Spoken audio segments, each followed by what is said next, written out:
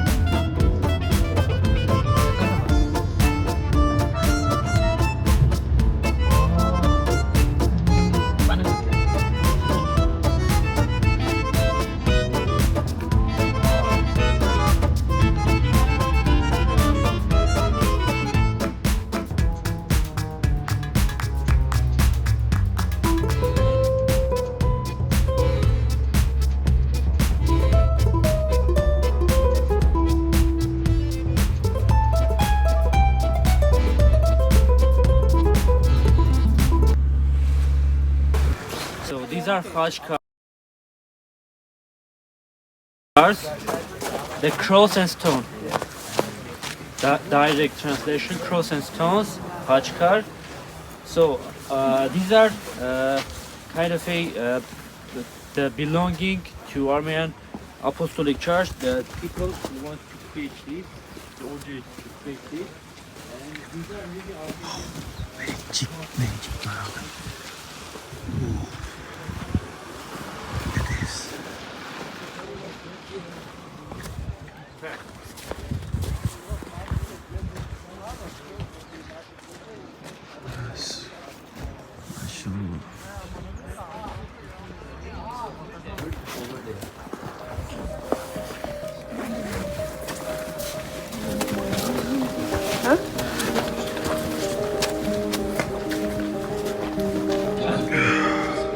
Слишком маленький.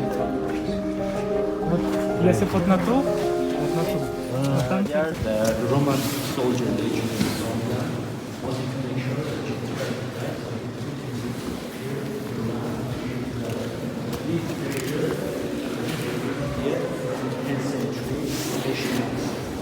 Three centuries after, they brought it back to Eshmiati. Now, basically, Eshmiati Museum symbol for apostles, but you can find this ornament. This is typical for most, but I've mentioned before the Islamic influence we have in this region.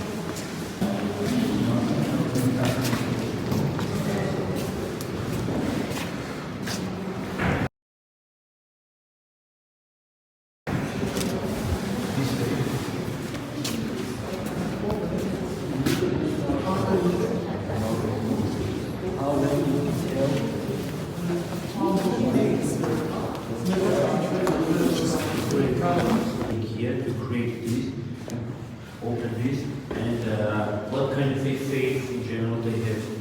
It's kind of a dedication. This is they started to build in the end of the 13th century. They complete the beginning of 14th century, and it's ordered to made by Prussia dynasty. So they bought this station from Zakaria. They built two parts, and they continue this part.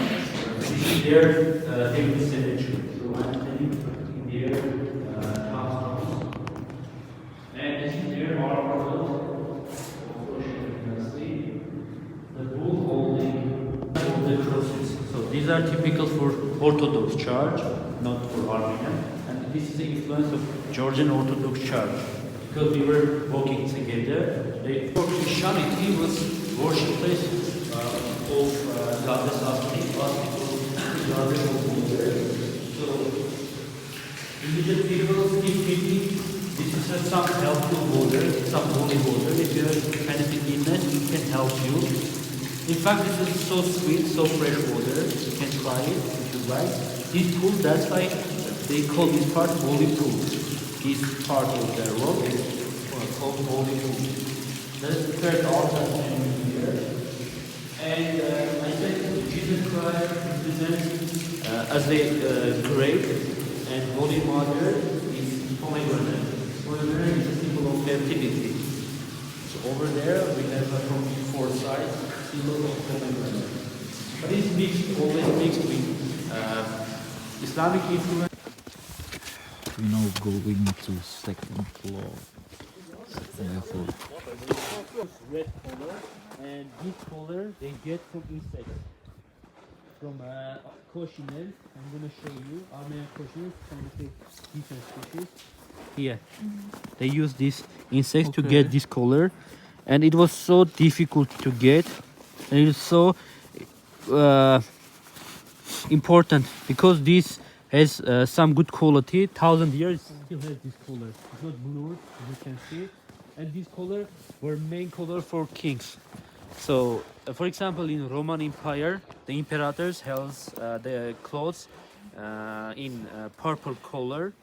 There, because it kind of is showing the status. It was difficult and expensive color. In army, it was this red color because it's showing some status. Because they say the same amount of this color were very expensive than the same amount of gold. But that.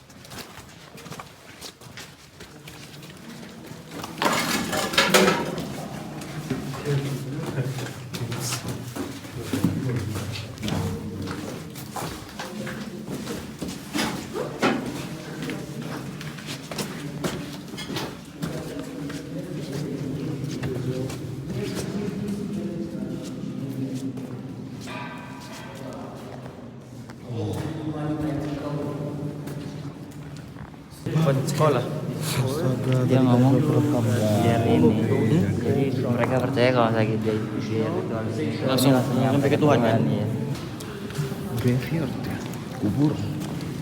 The symbol spinning sun. This is also symbol of Arya tribes, or we can now say pagans also use this. In Armenia, still pagan people living, and their main temple is Garden Pagan Temple. And yes, this is exist here because in context of Christianity, we wanted to say our spirit going to live forever. From this destination is going another destination is coming back. Spinning sun, main symbol of pagans, right? Over there, the open window.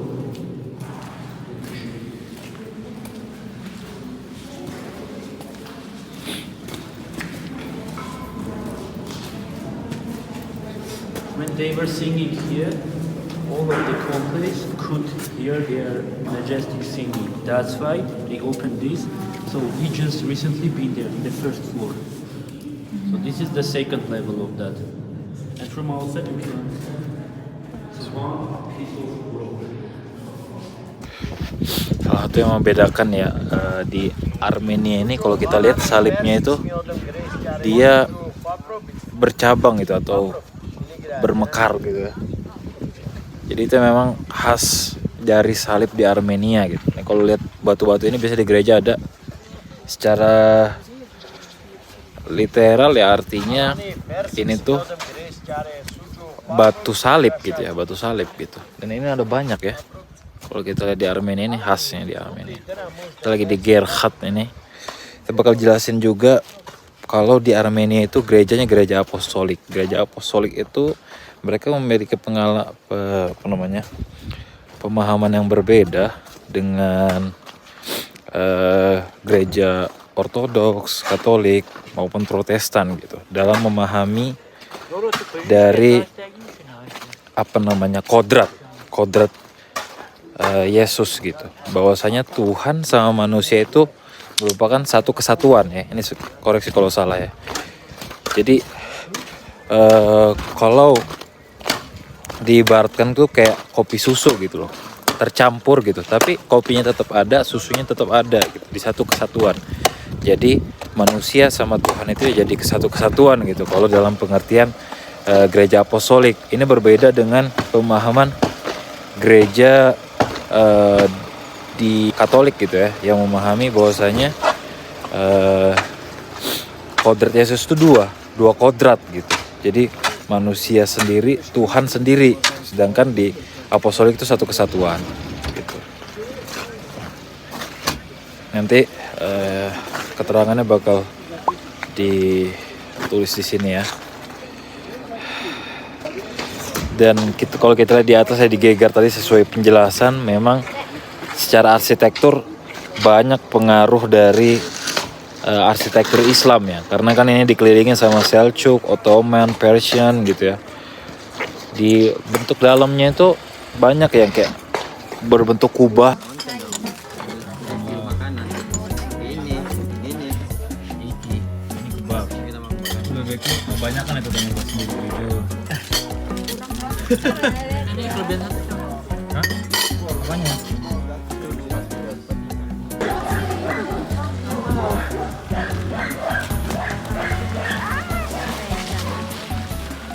Unreal boy. Kita sekarang lagi ada di mana? Garni. Kita lagi ada di Garni Temple. Tanpa disangka-sangka, guys. Bayarnya masuknya bayar. Kirain udah include. Tapi nggak apa-apa, murah, 150 TL. Nah, di Turki ini 700 TL nih. Kita nganter ke Kita anterin ya. Kita antar ke Kalian orang-orang yang nggak pernah liburan pasti nggak pernah ngeliat kayak gini. Nih aku anterin nih kalian. Sini, jangan lihat dulu, jangan lihat. Boleh. Ya, tutup. Sini. Udah nih. Atur jadwal cuti ya. Oh.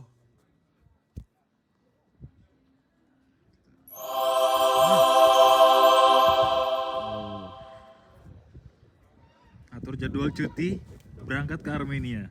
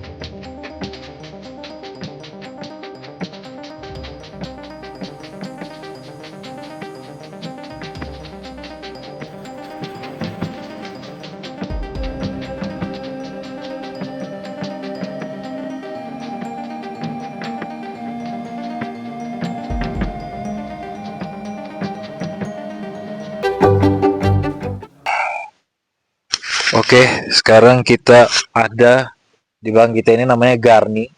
Garni ini kuil ibadah masa pra-Kristen. Tadi kan kita udah bahas ya. Armenia beralih jadi negara Kristen pertama di dunia itu abad keempat, tahun 301 Masehi. Nah, ini dibangun pada abad ke-1 gitu ya, abad ke-1 Masehi oleh Raja Trisidiates I ya. Kalau yang ngubah jadi Kristen kan yang 3. Nah, ini yang pertama, yang satu Trisidiates I. Nah, ini jadi spesial karena jadi simbol warisan budaya dari Armenia, walaupun mirip Yunani karena memang Armenia kan persimpangan budaya ya. Nah, uniknya adalah banyak kuil pagan yang dihancurkan setelah Armenia berubah jadi Kristen gitu. Tapi kuil ini masih utuh sampai sekarang. Jadi warisan UNESCO juga. Walaupun ada banyak bagian yang direnovasi dan dibangun ulang gitu.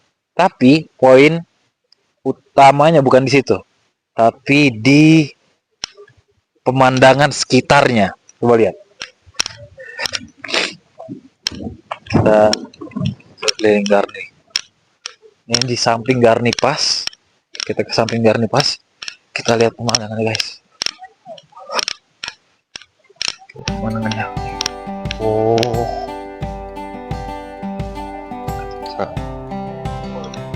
Mana?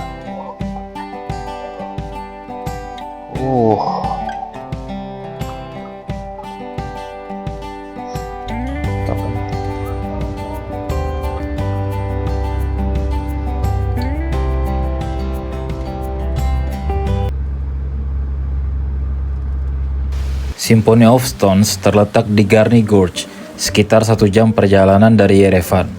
Formasi batu ini terbentuk secara alami dari lava basalt yang mendingin dan retak secara vertikal ribuan tahun lalu, menciptakan pola heksagonal yang terlihat seperti pilar-pilar raksasa. Sebagian cerita lokal mengaitkan kawasan pegunungan Kaukasus, termasuk tempat ini, dengan kisah Yajuj dan Majuj. Namun secara historis dan geografis, lokasi yang lebih sering disebut dalam literatur adalah wilayah Darial Pass di Georgia, yang juga berada di pegunungan Kaukasus. Jadi, Symphony of Stones bukan bukti langsung dari kisah tersebut, melainkan bagian dari lanskap Kaukasus yang kerap melahirkan legenda besar, tempat di mana alam, sejarah, dan mitos saling bertemu.